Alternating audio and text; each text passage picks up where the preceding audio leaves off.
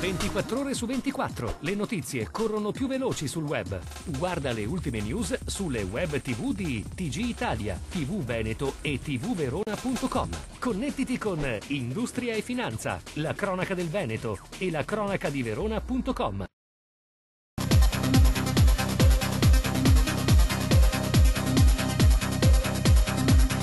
La Giunta regionale, su proposta dell'assessore alla sanità Luca Coletto, ha definito il numero massimo dei ricoveri ed i tetti massimi di spesa 2012 per l'assistenza ospedaliera e specialistica ambulatoriale delle strutture sanitarie private accreditate operanti in Veneto.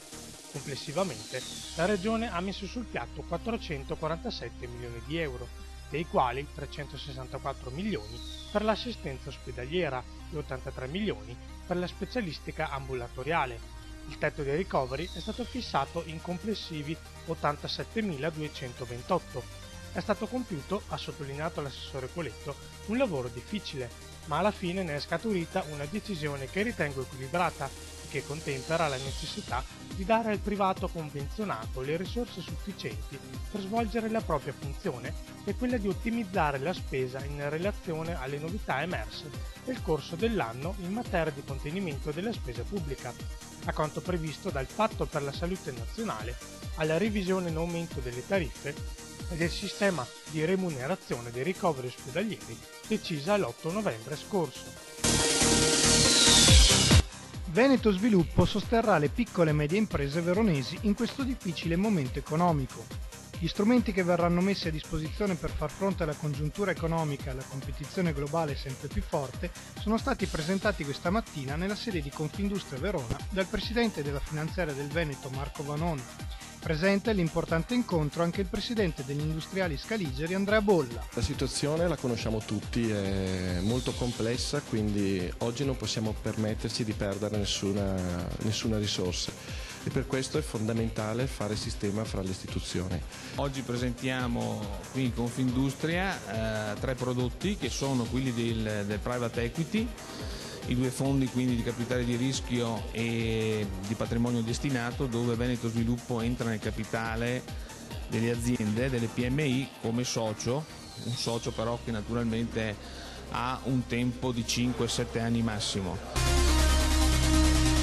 500 posti di lavoro a rischio nel bellunese, 100 nel padovano, 300 nel veneziano e a questi numeri si aggiungono i 518 esuberi dichiarati in Friuli Venezia Giulia. È il terremoto che sta assalendo i lavoratori Safilo, azienda leader nel settore dell'occhialeria, che venerdì scorso ha annunciato di voler adeguare i livelli occupazionali a causa della perdita della licenza Armani e la conseguente contrazione del fatturato di circa il 20%. È arrivata un po' come una doccia fredda sinceramente, perché fino a una decina di giorni fa tutto andava bene, così perlomeno riferiva l'azienda.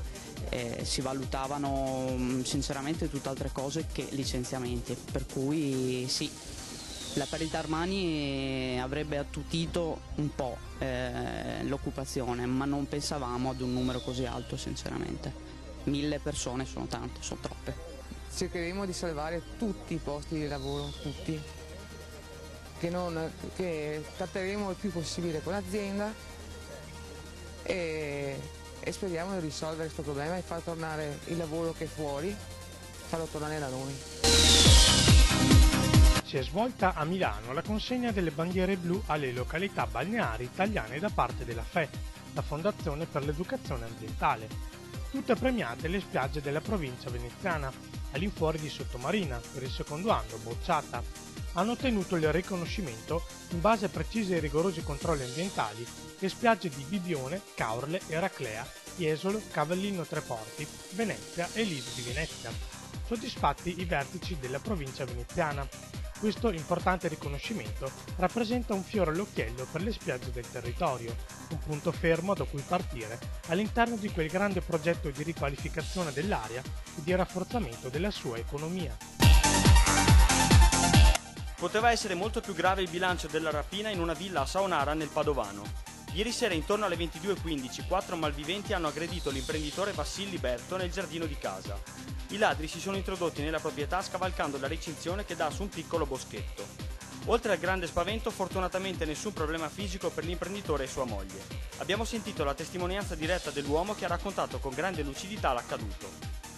Ieri sera, come al solito, stavo andando in azienda perché abito qui vicino dietro l'azienda di produzione, e quando ero in prossimità dell'entrata di casa mia con la bicicletta, uno mi è saltato addosso e altri due mi hanno immobilizzato. Poi è arrivato un signore con il coltello in mano, ha detto se fai resistenza ti taglio la gola. Due signori sono rimasti qui con me a farmi da guardia e altri due sono andati sopra e hanno provveduto a immobilizzare mia moglie e naturalmente legarle i polsi e le gambe anche a lei in letto già. Di quello che hanno trovato erano un po' di liquidità che avevamo in casa, perché mia moglie si era portata lo stipendio, non l'aveva versato, se l'è portato in casa perché doveva fare delle spese, io 350 euro nel mio portafoglio e altri 700 lei in più che aveva in tasca, eccetera, circa 5.000 euro. Paese di ignoranti e analfabeti, crolla il mercato editoriale in Italia, solo il 45% della popolazione legge almeno un libro all'anno, negli Stati Uniti il 78%, in Francia il 72% e in Spagna il 62%, tutti in particolare su industria e finanza.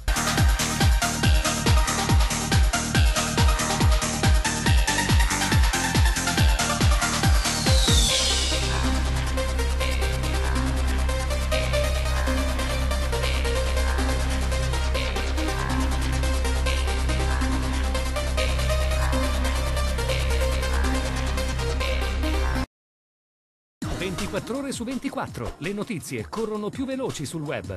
Guarda le ultime news sulle web TV di TG Italia, TV Veneto e tvverona.com.